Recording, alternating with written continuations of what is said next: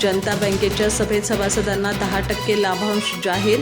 2 महिन्यात 500 कोटी ठेवींचा टप्पा पार करण्याचा अध्यक्ष मुकुंदराव देसाई यांचा विश्वास. राष्ट्रीयकृत बँकांच्या धर्तीवर अद्ययावत डिजिटल सेवा देण्यास प्रारंभ. बँकेचा कारभार रिझर्व्ह बँकेच्या नियम आणि निकषांनुसार सुरू असून राष्ट्रीयकृत बँकांच्या धर्तीवर ग्राहकांना सर्व प्रकारच्या अद्ययावत डिजिटल सेवा प्राधान्याने उपलब्ध करून देण्यात येत आहेत. बँक लवकरच 500 कोटी रुपयांच्या ठेवींचा टप्पा पार करेल असा विश्वास जनता बँकेचे अध्यक्ष मुकुंदराव देसाई यांनी व्यक्त केला. आजरा येथील जनता बँक लिमिटेड आजराची वार्षिक सर्वसाधारण सभा दुर्दुंडेश्वर कार्यालयात उत्साहात पार पडली. सभेच्या अध्यक्षस्थानी मुकुंदराव देसाई होते. यावेळी त्यांनी सभासदांना 10% लाभांश देण्याची घोषणा केली. तसेच कर्मचाऱ्यांना लवकरच वेतनवाढ दिली जाईल असंही त्यांनी सांगितलं. संचालक विक्रमसिंह देसाई यांनी स्वागत करून श्रद्धांजलीचा ठराव मांडला. बँकेच्या आयटी विभागाचे व्यवस्थापक संदीप पाटील यांनी सायबर सुरक्षेबाबत सभासदांना माहिती दिली. यावेळी 10वी 12वी तसेच विविध स्पर्धा परीक्षांमध्ये यश संपादन केलेल्या विद्यार्थ्यांचा सत्कार करण्यात आला.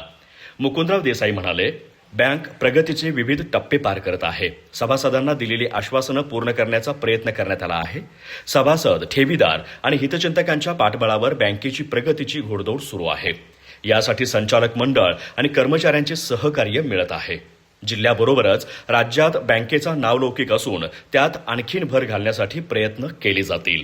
बाबासाहेब देवकर, तानाजी देसाई आणि आनंदा पाटील यांनी बँकेच्या प्रगतीबाबत अध्यक्ष, संचालक मंडळ आणि कर्मचाऱ्यांचं कौतुक करून अभिनंदनाचा ठराव मांडला.